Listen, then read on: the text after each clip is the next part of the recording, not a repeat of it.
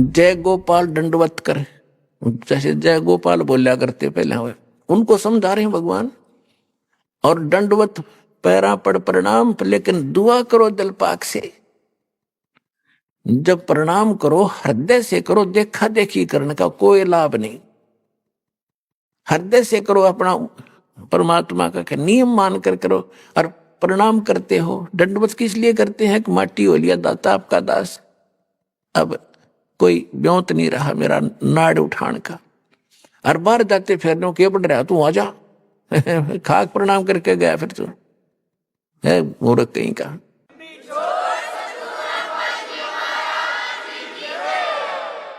अपने आत्मा अभी तक हमने गुरु गलत मिलते रहे।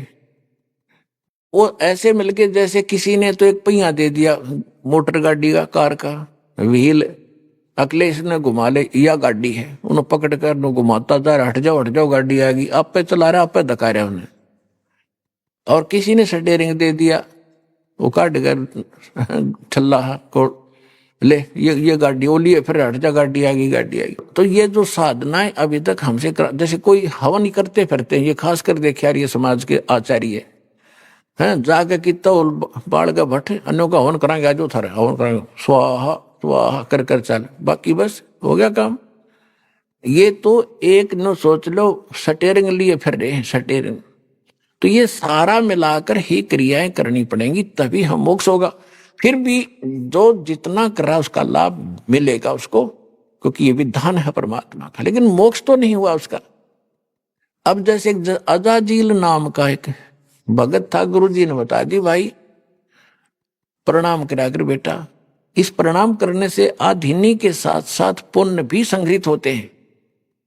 आदिनी तो आनी चाहिए, आदिनी को नाश करने के लिए तो हम करते, लेकिन परमात्मा के लिए की जाने वाली क्रिया से साथ में हमारे पुण्य भी लगते हैं। ये एक यज्ञ का फल भी मिलता है, प्रणाम एक यज्ञ है।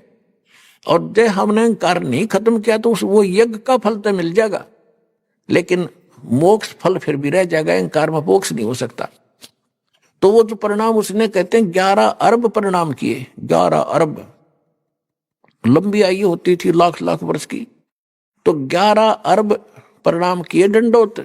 उसके कारण उसके अंदर इतने भक्ति यानी वो पुण्य इकट्ठे हो गए, वो विष्णु लोक में गए। वैसे तो पुण्यात्मा सारा खेल परमात्मा कबीर जी का है, सारी लीला उसकी है, वही खुद करते हैं। वो 1 मिनट में पता नहीं कहां कैसी रचना रच ले। जैसे आपको कल बताया था सत्संग में कि वीरदेव सिंह बघेल नाम का एक बादशाह था, वो शिकार खेलन गया था, उनको बहुत दूर निकल गए, कुछ जल मिला नहीं, आहार मिला नहीं, सेना सारी साथ, और भूखा मरे प्यासा 5 मिनट में मर जाता। परमात्मा ने एक पहाड़ के ऊपर इतना गजब का सरोवर बना दिया और वहां फल फूलों से भरे पूरे बाग लगा दिया, और सारे खाया पिया नहाए धोए तोड़ कर भी चल पड़े। मुड़कर देखा वहां ना कुछ, ना सरोवर था ना वो बाग था, टक्कर मारी उसने परमात्मा के चरणों में। तो ये ऐसे भगवान है। तो ऐसे ही उस मालिक ने लीला तो खुद ही करते हैं, सभी भगत उसी के हैं, उसके बच्चे उसी के हैं। तो क्या किया परमात्मा ने, लेकिन ये कुछ पुरानी कथा है, हम उसी तरह बताएंगे तो आपका जल्दी समझ में आएगा।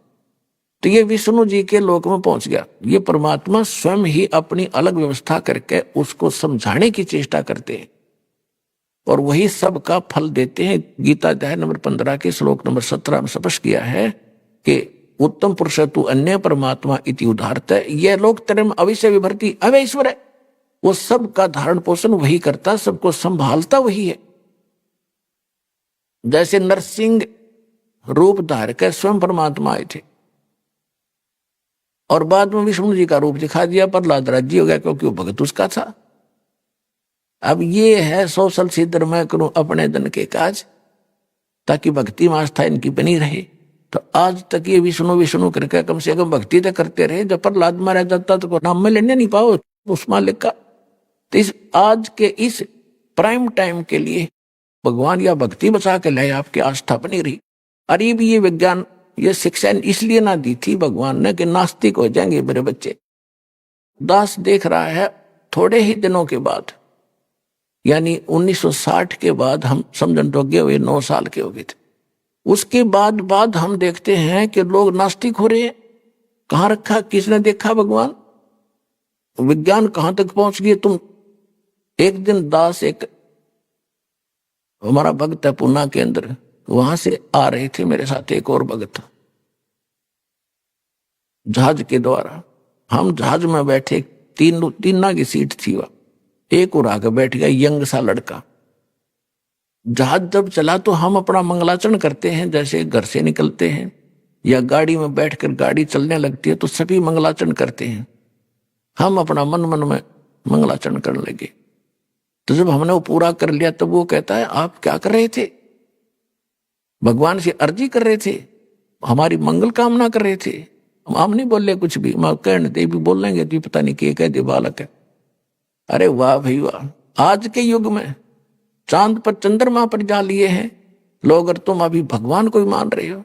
हम नहीं बोले, साकेट का मुख बम्बई है, निकलने वचन भुजंग, ताकि औखद मौन है वैसे नहीं व्यापायंग।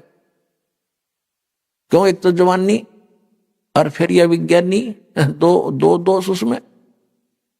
तो इस प्रकार हम ये नास्तिक बना दिए इसने, और भगवान इसीलिए इस विष को हमारे निकट नहीं आने दिया 4 युग तक। अब ये आया है तो अब इसका समाधान साच करेगा, ना तो नाश हो जाता। अब 30-40 साल के अंदर अब कितना जुल्म हो गया।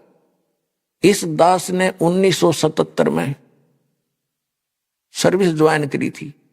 उस समय महकमों में ये कहा करते थे कि पूरे एक महकमे के अंदर, जैसे सिंचाई विभाग में, कि फलाना अफसर रिश्वत लेता है और कोई नहीं लेता। और 1995 में दास ने सर्विस छोड़ी थी। उस समय ये कहने को रह गया था कि वो एक अफसर रिश्वत नहीं लेता, बाकी सारे लेते। बताओ कहां तक बिजली गिर गई। इस शिक्षा ने हमारी डिमांड बढ़ा दी, कोठी बनावांगे, कार लाएंगे, बच्चों को अच्छी शिक्षा देंगे, उनको यो कर दें। जो काम करने का था भले आदमी वो कर लो। अब इसमें ये सुविधा क्यों दी? अकाल क्यों नहीं गिर रहे? कैसे नीचे से पानी निकालने की सुविधा भगवान ने दी कि ऐसी आत्माएं हो तुम, आपके लिए परमात्मा ने सुविधा करनी इसलिए पड़ी कि ये भक्ति कर लेंगे। अब जैसे हमने देखा हमारी माता चाकी पीछा कर का कीता ही सारी लायक के आटा 2 घंटे में जाके 2 किलो गेहूं पीसा करते, और 2 घंटे लगी रहती। फिर चारा काटा करते पशुओं का, ऐसे हाथ से मशीन चला चला के, और मुश्किल से 2 घंटे में जाके 4 पशुओं का चारा मुश्किल से होता था। और अब मालिक ने ऐसी टेक्निक दी, मालिक ने दिया है दिमाग, ये माइंड, और बटन दबा दे, घर घर में चाकी छोटी छोटी बना दी, पीसो। अब हम उस समय को जो व्यर्थ हमारा जाता था, परमात्मा ने चलाई तो यूं थी कि चाकी चला दो और माड़ा हाथ में ले लो, भक्ति कर लो। नहीं पहले वो उस समय लगे रहे थे घसट पसट में, कदे वो मोटा आटा आ गया, कदे छोटा हो गया।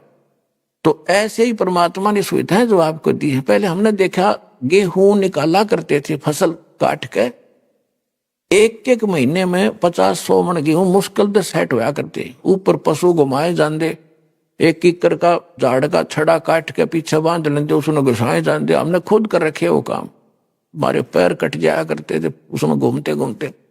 जब जाके कि तो गेहूं निकला करते, अरे 2 घंटे में काट लिया 100 क्विंटल गेहूं ने।